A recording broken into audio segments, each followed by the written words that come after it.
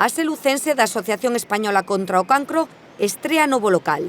Pasa de estar nun piso da Rúa Clérigos a este baixo, o 17 da Rúa Carril dos Loureiros. Unha mudanza para unhas instalacións que gañan en amplitude e cun aspecto máis luminoso e confortable. Estoy convencida para los usuarios, para los pacientes y para sus familias, el acceso mucho más fácil.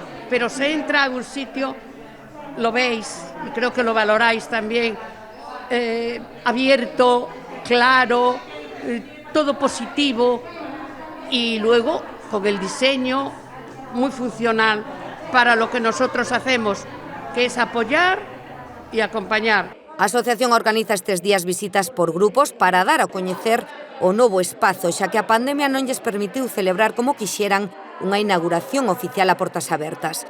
Polas instalacións pasou na mañá deste martes o presidente da Deputación, que acompañado do deputado de Promoción Económica e Social e outras autoridades, coñeceron o mobiliario adquirido pola institución provincial co que o colectivo prestará un mellor servizo aos seus usuarios.